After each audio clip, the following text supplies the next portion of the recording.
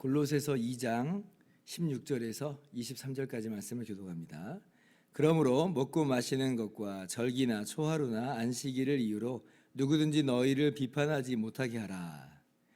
이것들은 장래일의 그림자이나 몸은 그리스도의 것이니라.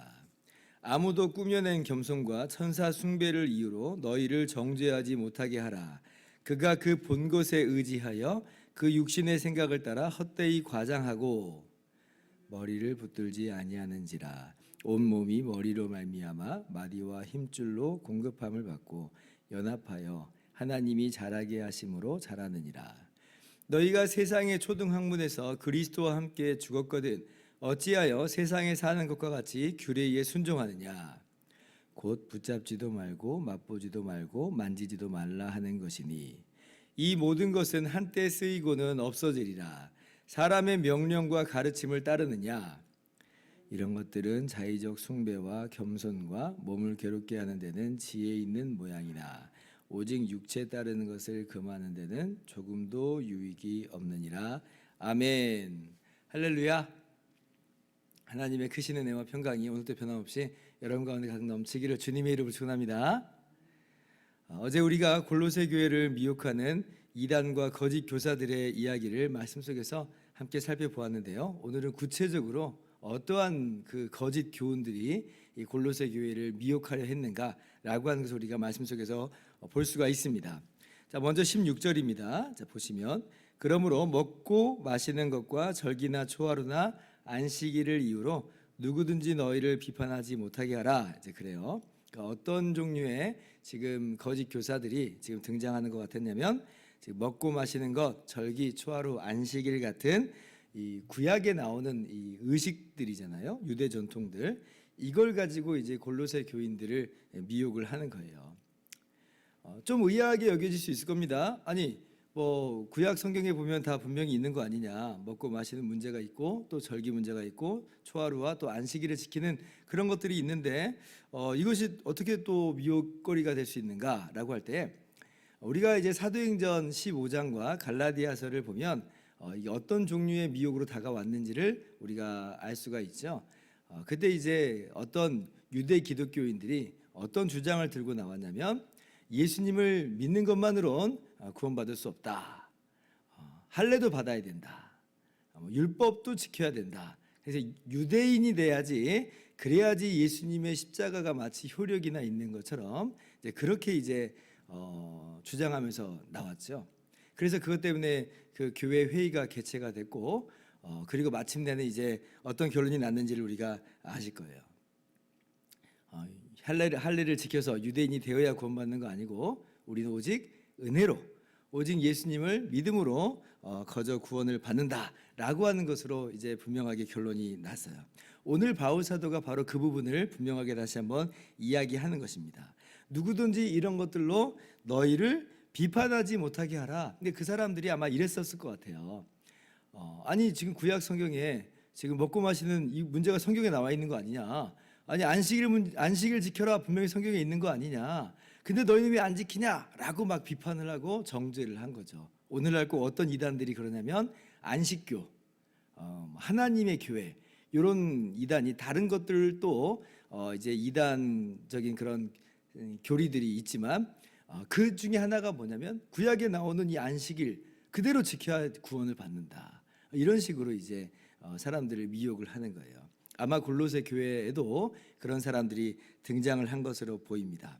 그러나 사도 바울은 분명히 말씀을 합니다. 17절에 같이 한번 읽어볼까요? 시작. 이것들은 장래일의 그림자이나 몸은 그리스도의 것이니라. 명확하게 이것들이 어떠한 기능과 어떤 의미인지를 밝혀주고 있죠. 구약에 나오는 먹고 마시는 문제, 안식일이나 절기나 초하루 문제, 이 모든 건 그림자인 거다. 그림자. 그러니까 실체는 예수 그리스도시다라고 분명하게 이야기를 하고 있어요. 그러므로 그런 것들을 가지고 사람들의 믿음을 흔들지 못하게 하라라고 하는 겁니다. 마치 먹고 마신 문제를 지켜야, 안식일을 지켜야 마치 구원받는 것처럼, 그래야 진짜 그리스도가 되는 것처럼, 그리스도인이 되는 것처럼 그렇게 미혹하지 못하도록 하라는 거예요. 갈라디아서 같은 경우는 조금 더 아주 강한 어조로 이야기를 했죠. 내가 너희에게 전한 복음 외에 다른 것을 전하면 하늘에 있는 천사라도 저주를 받을지어다, 이렇게까지 아주 강하게 이야기를 해요. 우리가 꼭 기억을 해야 됩니다. 이 구약에 있는 이 의식법들은 이제 그림자라고 하는 걸 꼭 기억했으면 좋겠어요. 그림자의 기능이 있었죠. 실체의 실루엣을 보여주는 거니까 그림자를 통해서도 실체를 어느 정도 실체에 접근할 수 있는, 구약에서는 아직 예수님이 오지 않았으니까 그림자를 통해서 그렇게 예수님을 만나게 되는 것은 너무나 중요한 것이었어요. 또 구약에 있는 것들을 그림자라고도 얘기하고 예표라고도 얘기하죠. 장차 올 것을 지금 어느 정도 표현해 주는 것이다 라고 지금 하는 면에서 예표다 그래요. 마치 우리식으로 얘기한다면 모델하우스를 지어놓은 거라 할 수 있죠. 지금 모델하우스가 진짜 집은 아닌데, 그런데 이렇게 집이 지어질 것입니다 라고 하는 것을 미리 보여주잖아요.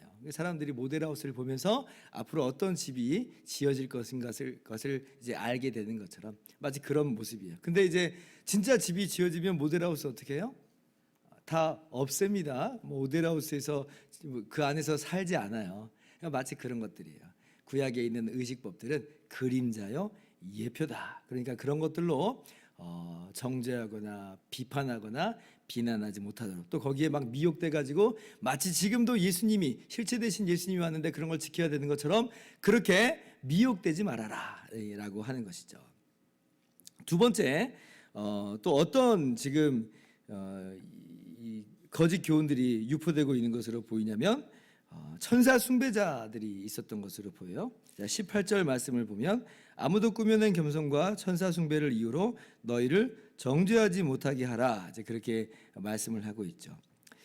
좀 약간 이 말씀은 또 의아하게 여겨질 수 있어요. 아니 다 예수님을 믿는 사람들일 텐데 근데 어떻게 천사를 숭배할 수 있는가? 아니 그런 사람이 있기나 하겠는가? 라고 하는 그런 생각을 어쩌면 우리가 할 수도 있겠는데, 근데 또 현대에 어떤 이단들이 있냐면 그런 천사의 말을 내가 천사를 보았다, 천사가 내게 말해줬다라고 하면서 아주 잘못된 그러한 비성경적인 그런 이야기를 하는 사람들이 있죠.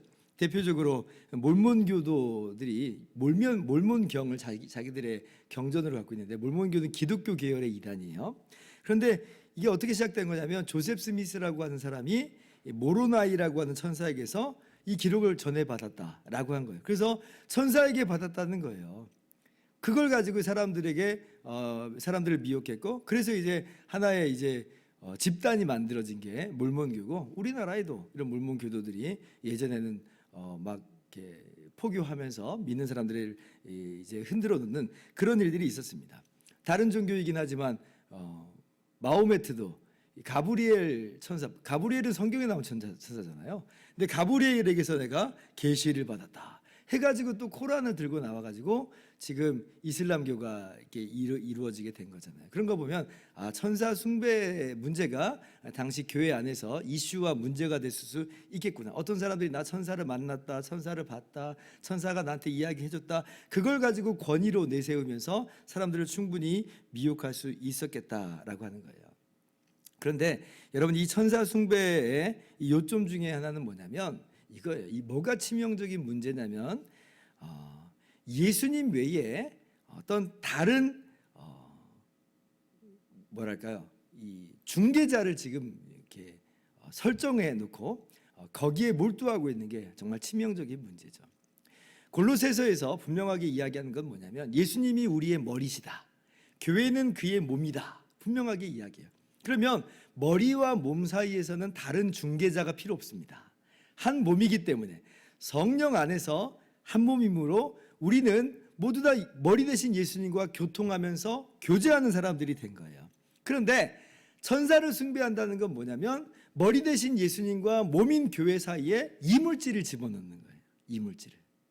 전혀 그렇게 할 필요 없는데 예수님은 그렇게까지 우리에게 사람이 되어주시기까지 낮춰주셨고 그렇게 우리와 하나 되기를 기뻐하셨는데 성령을 보내주셔서 몸인 교회로 우리를 세워주셨는데 근데 여기에 무슨 다른 이물질이 필요하겠어요? 다른 것들이 필요 없죠. 물론 천사들의 존재가 있습니다.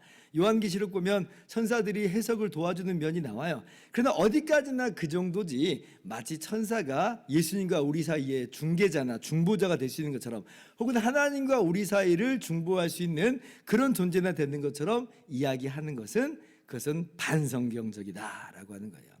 특별히 여기에 이제 겸손과 천사 숭배가 연결되어 있는 거 보면 아마 분명히 그런 것 같아요. 아니 나 같은 게 어떻게 하나님 앞에 바로 나갈 수 있겠어? 아유 나 같은 게 어떻게 예수님 앞에 나갈 수 있겠어? 천사의 도움을 받아서 예수님 앞에 나갈 수나 있는 거지. 이런 식으로 굉장히 겸손한 것처럼 이야기하지만 그러나 아주 반성경적인 그런 이야기를 했던 것으로 보여요. 대표적으로 천사는 아니지만 로마 천주교가 로마 가톨릭이 그렇잖아요. 예수님께서 우리와 하나가 되어주신 중보자신데 근데 예수님께 어떻게 가까이 나갈 수가 있겠어? 그래서 내세우는 중보자가 누구예요?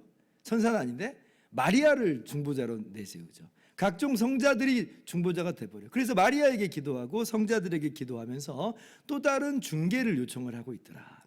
머리와 몸의 관계가 아니에요. 그거는 몸은 머리 대신 예수님께 나아갈 수가 있습니다. 하나이기 때문에 교통하기 때문에 그래요. 그래서 그렇게 미혹되지 말아라라고 분명히 이야기하고 있습니다. 그리고 세 번째 이제 마지막 유형의 거짓 가르침은 뭐였냐면 20절 보니까 율법주의적인 그런 이단들이 있었던 것으로 보입니다. 너희가 세상의 초등학문에서 그리스도와 함께 죽었거든 어찌하여 세상에 사는 것 같이 규례에 순종하느냐 곧 붙잡지도 말고 맛보지도 말고 만지지도 말라 하는 것이니. 그래서 이 사람들이 아주 고행을 했던 것처럼 보여요. 이것도 안 되고 저것도 안 되고 그렇게 이제 철저하게 어떤 규율을 정해놓고 그것을 지키고 있었던 것으로 보입니다. 이 사람들은 천사나 다른 사람들을 중보자로 내세우진 않았습니다만 그런데 이 사람들의 지금 치명적인 문제는 뭐냐면 무엇을 중보자적인 위치로 올려놓냐면 나의 율법주의적인 삶, 나의 어떤 금욕주의의 삶, 나의 고행의 삶, 내가 이렇게까지 했으니 그러니 내가 하나님께 용납될 수 있을 거야 라고 하는 자신의 삶이 중개자가 된 거예요. 자신의 삶이 중보자가 돼버린 거예요. 그러니까 이렇게 꼭 하나님과 우리 사이에, 예수님과 우리 사이에 또 다른 것들을 집어넣고 있는 그런 모습을 이 안에서 우리가 발견하게 되죠. 갈라디아서가 이 부분에 있어서 굉장히 강한 어조로 반대를 합니다. 갈라디아서 4장 9절 이제는 너희가 하나님을 알 뿐 아니라 더욱이 하나님이 아신 바 되었거늘 어찌하여 다시 약하고 천박한 초등학문으로 돌아가서 다시 그들에게 종노릇 하려 하느냐. 약하고 천박한 초등학문이다. 거기에 지금 종노릇하는 거에 불과하다라고 분명히 이야기해요. 율법 안에서 의롭다함을 얻으려 하는 너희는 그리스도에게서 끊어지고 은혜에서 떨어진 자로다. 그렇게 해서 예수님 외에 또 다른 어떤 중보자적인 다른 것을 집어넣는 순간 그것은 주님께로부터 끊어진 거다. 그렇죠? 머리와 몸 사이에 이물질이 들어가면 그거는 끝난 거예요. 끊어진 거예요. 은혜에서 떨어진 자다라고 하는 것이죠. 그러므로 오늘 우리가 말씀 속에서 분명히 깨닫는 바는 이거예요. 예수님과 우리 사이에 다른 것들을 집어넣으면 안 돼요. 머리와 몸은 바로 연결된 겁니다. 성령 안에서 교통이 그 안에 직접적으로 이루어지는 거예요. 머리로부터 모든 것들이 공급돼요. 그러므로 우리는 머리 대신 예수 그리스도께 집중해야죠. 다른 것들 의지하면 안 되는 거예요. 어떤 유대 의식들 그것들이 우리를 예수님과 접붙여주는 무슨 접합하는 그런 중개자가 될 것인가? 천사들이 우리를 예수님과 붙여주는 그런 접합하는 존재가 될 것인가? 아니 나의 금욕주의적인 율법주의적인 삶이 예수님과 우리 사이를 붙여주는 그런 중보자가 될 것인가? 아니요, 그렇게 하면 안 된다는 거예요. 머리를 우리가 붙잡아야 됩니다. 직접 머리 대신 예수님을 붙잡아야 되는 거예요. 머리를 붙들지 않으면 망합니다. 그게 이단이고 거짓 교리예요. 그래서 오늘 말씀을 보면서 우리가 머리를 붙들기로, 머리 대신 예수님께로 직접 나아가기로, 오직 예수님만을 의지하기로, 그러므로 머리로 말미암아 성장하는 저와 여러분 다 되기를 주님의 이름으로 축원합니다. 기도하겠습니다.